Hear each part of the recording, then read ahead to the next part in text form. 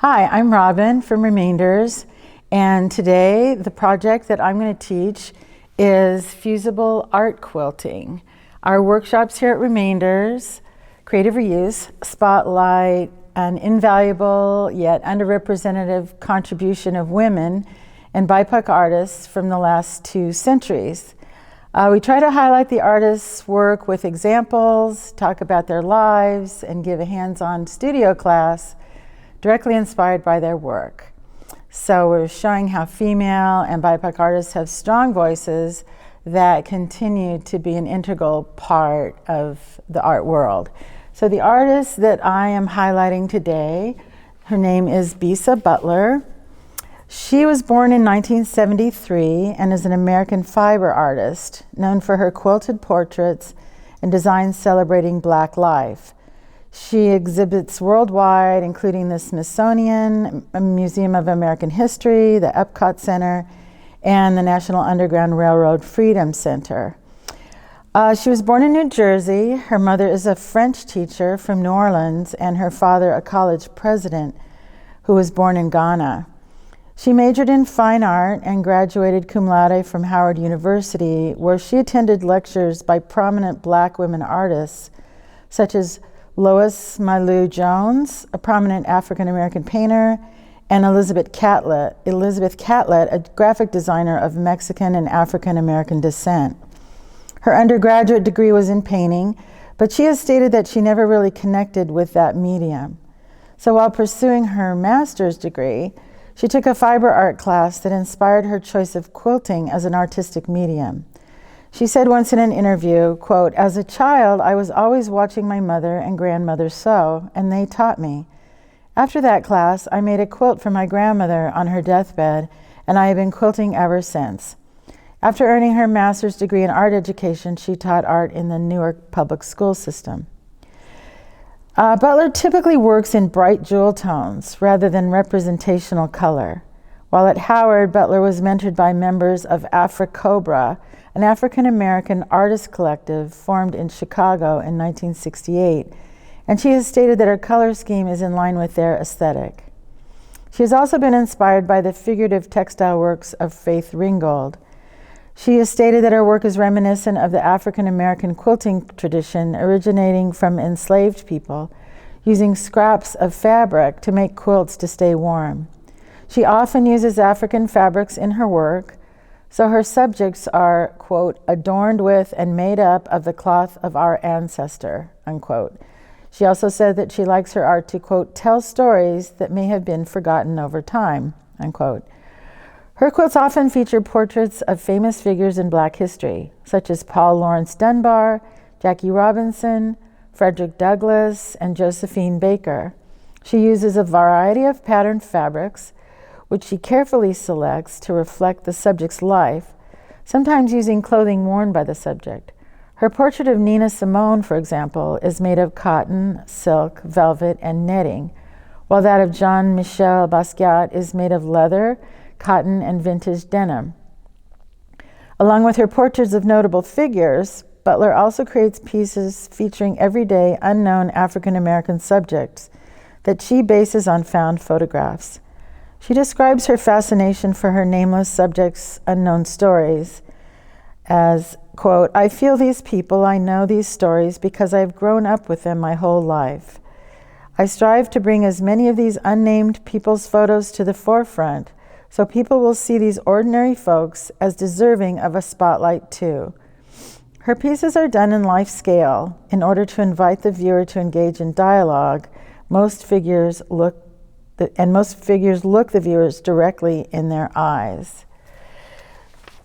So although we're not going to do something really figurative like her work, we're going to use a method that is similar. Her quilts are all sewn, beautifully sewn, but what we're doing today and what we're making is a fusible quilt. So it's a little bit of a shortcut. It's easy to do for people who have no sewing skill whatsoever. And we use this fusible web.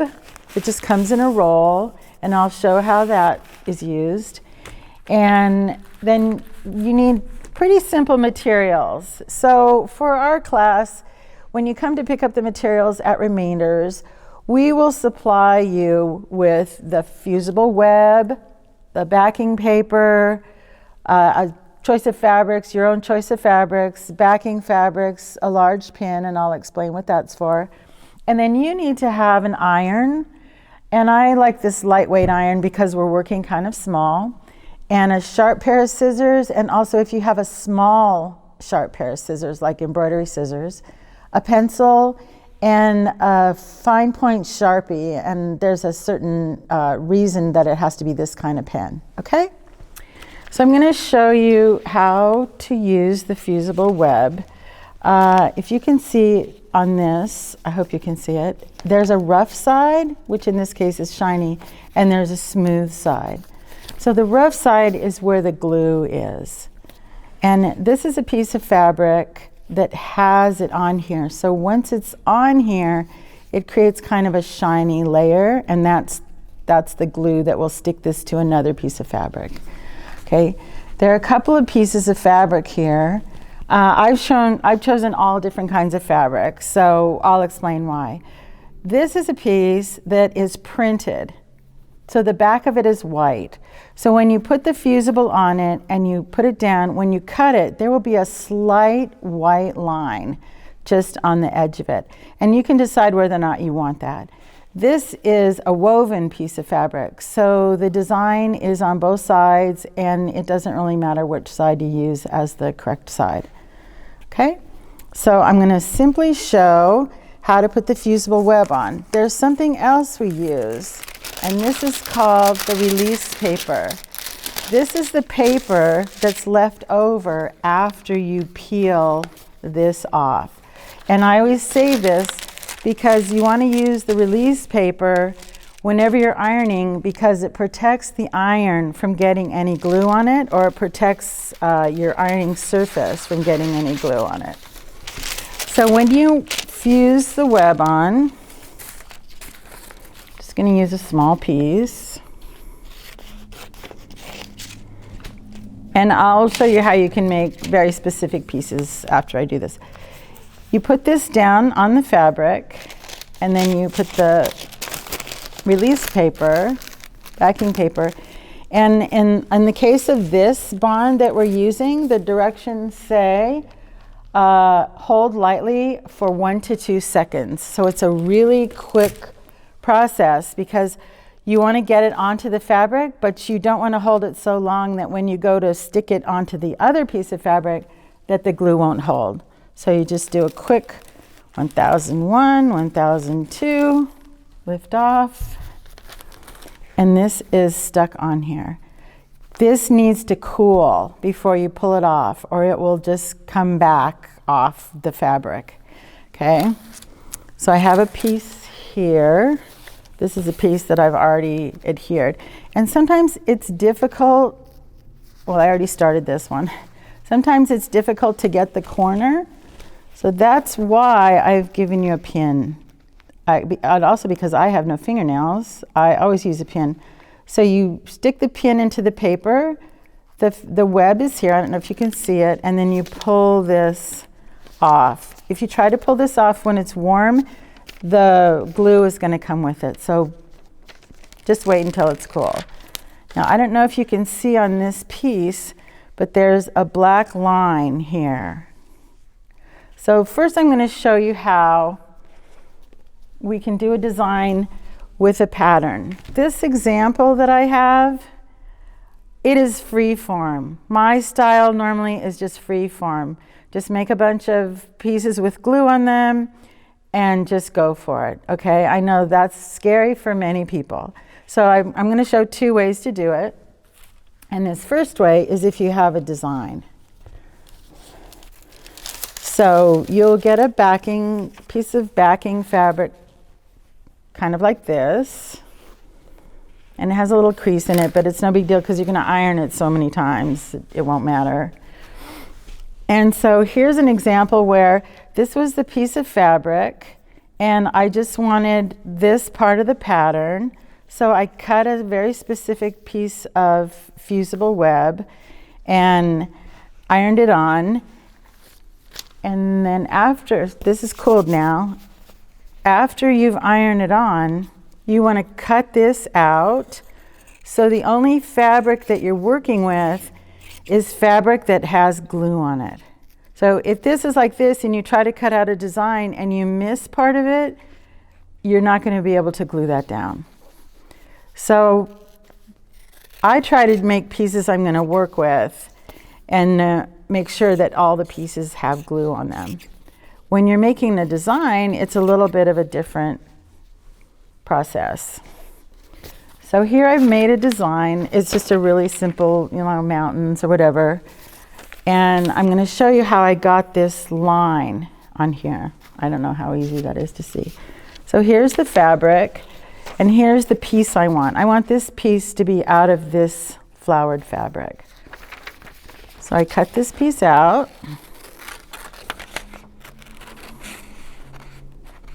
This is just regular graph paper.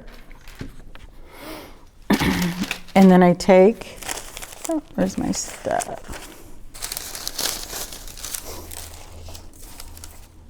Oh, there's my heat and bond. Here. This piece is too small.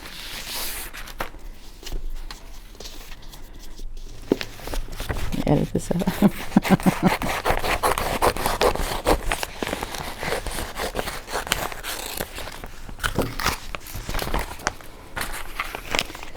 I take the heat and bond.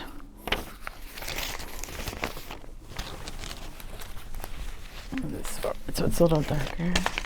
And I trace this piece. Now, on my paper, I've written that this is the back.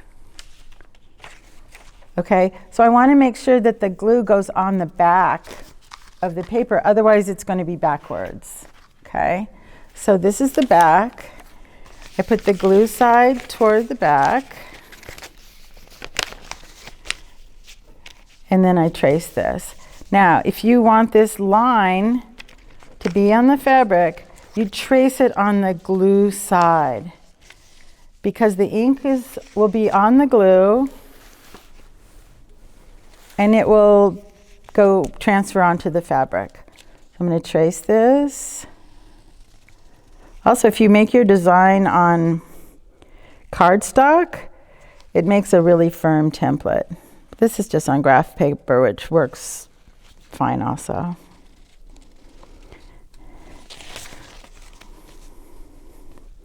So this is the shape I need to complete my design. I'm going to bring my board up. I'm going to move this backing fabric. We don't need to work on that yet. Put my white fabric on here. And remember, you want the glue on the back side of the fabric.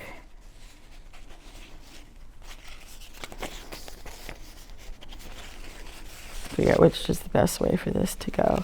And you can see on the, you can't see the lines. I don't know if you can see through there, but see how this is going past the fabric? That's where you really need your release paper to be, so that that glue doesn't go anywhere but on this paper. So I turn this over, and you can see the line. Press it. I don't want to get this little piece.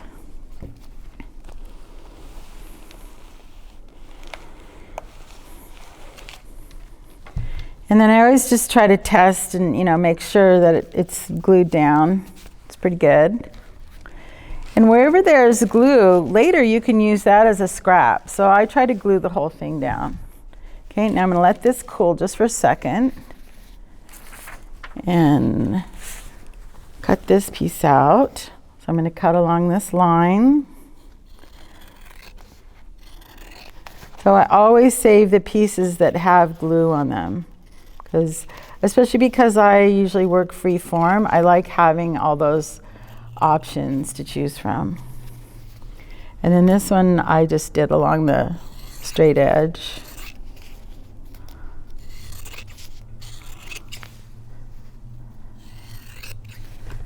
Okay. And here's my backing fabric. So when you are trying to do your design, you can put your design pieces on here.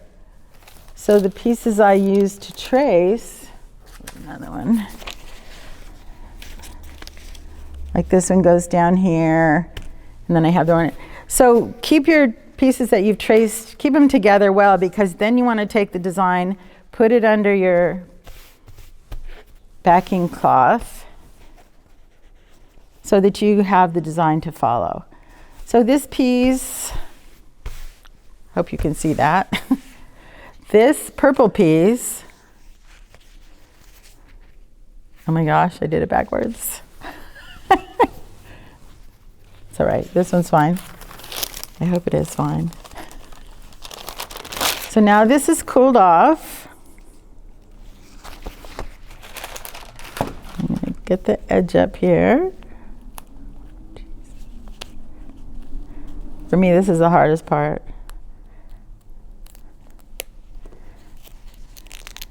Okay, and if you ever have a fabric that's light and you can't tell which side the glue is on, you can put it between two pieces of of release paper and iron it.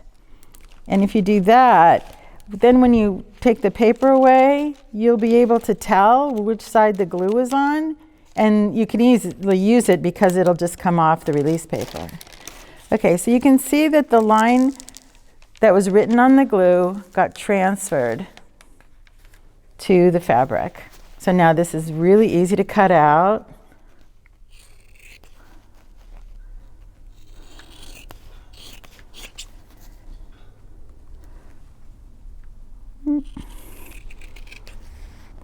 And just try to cut inside the ink line so it doesn't show, especially if you're using a really light fabric.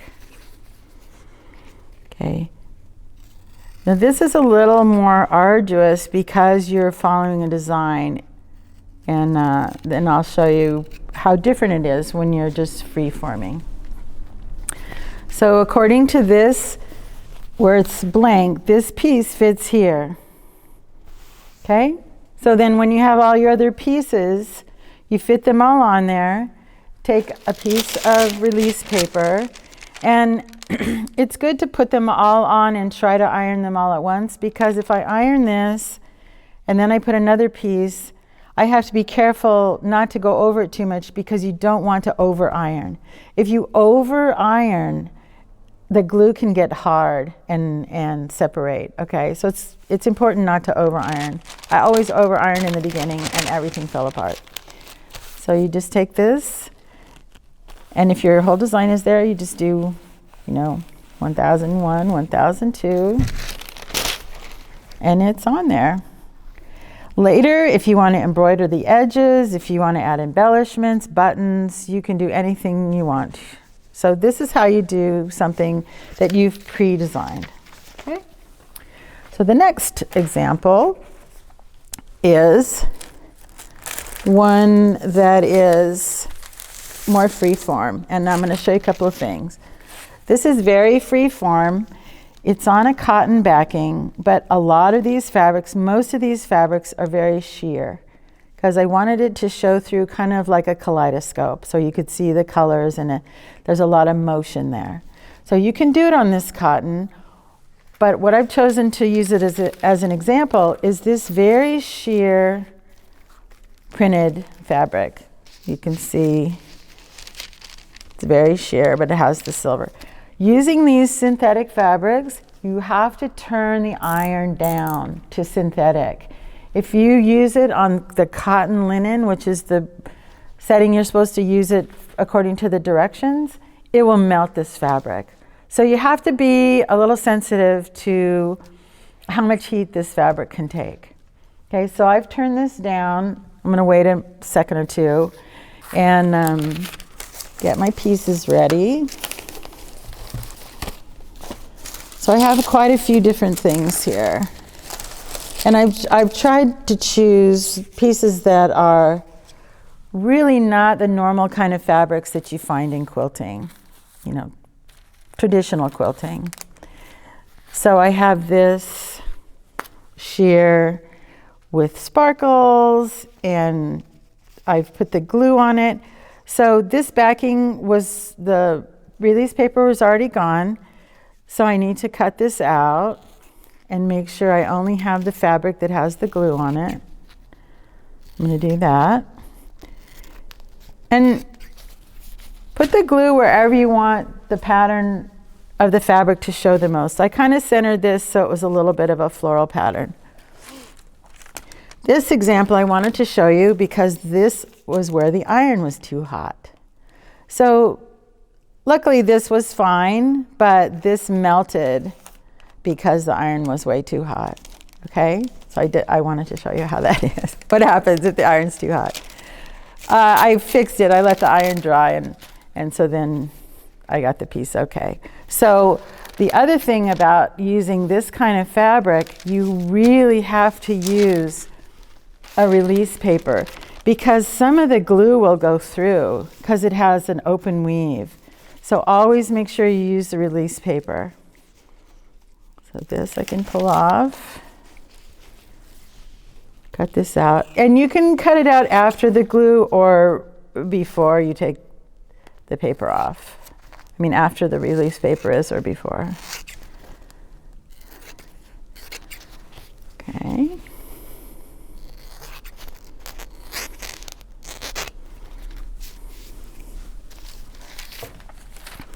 And I try to line up all my fabrics so I can see the choices. I keep my release paper aside. Now this piece is quite large because I'm thinking this might make a good background for my design that I did. I could use this as the sky. I'll cut this out and show you. So it's okay to mix fabrics. You don't have to use all cotton on one and all sheer on another. You just have to be mindful of the heat of the iron if you're going to switch fabrics. So I kind of liked the idea of using something like this in combination with the solid cottons for this design. My pin. And when you do the pin, you want to just get in the paper. So if this was across here and I would cut the design, I thought, well, this would make kind of a cool sky. Okay? So now that we have these, this sheer paper is on release paper. So anything I glue down here is going to, any excess glue is going to go to the release paper. If you put this just on your ironing board, you'd have a sticky mess, okay? So when you're kind of freewheeling it on a design like this, I just start cutting. And honestly, I have no idea how this might turn out. But when I started on this one, I decided, well, maybe I'll work kind of in a round, almost like flower petals. On this one, I'm just going to go for it. So say I want to put this pattern here. The most important step is this release paper. You put the paper there, any piece you put down. I've already turned my iron down, and I'm going to give this a try and see.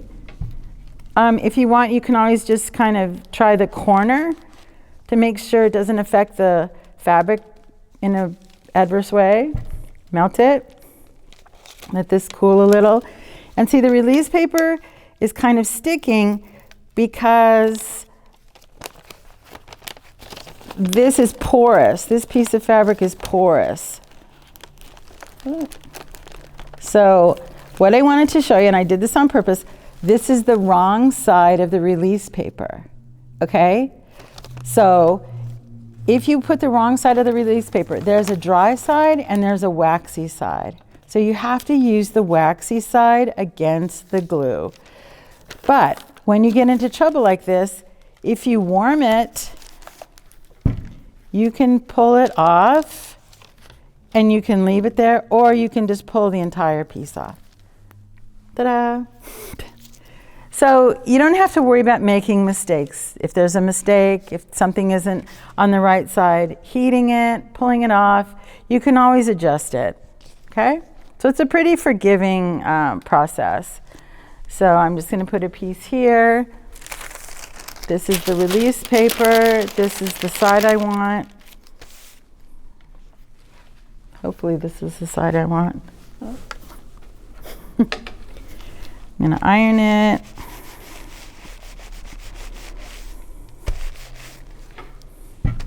Let that cool.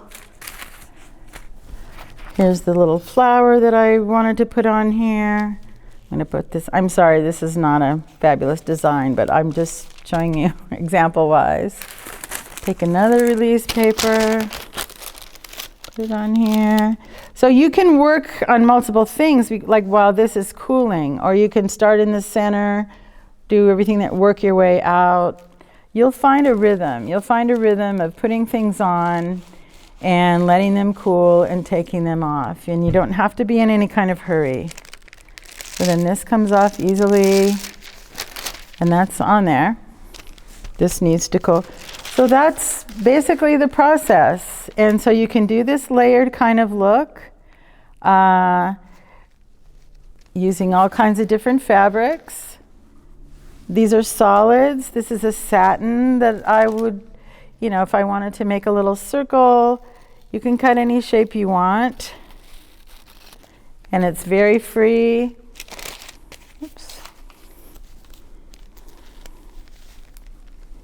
You can pull this off. Use it on this one. Put it down here.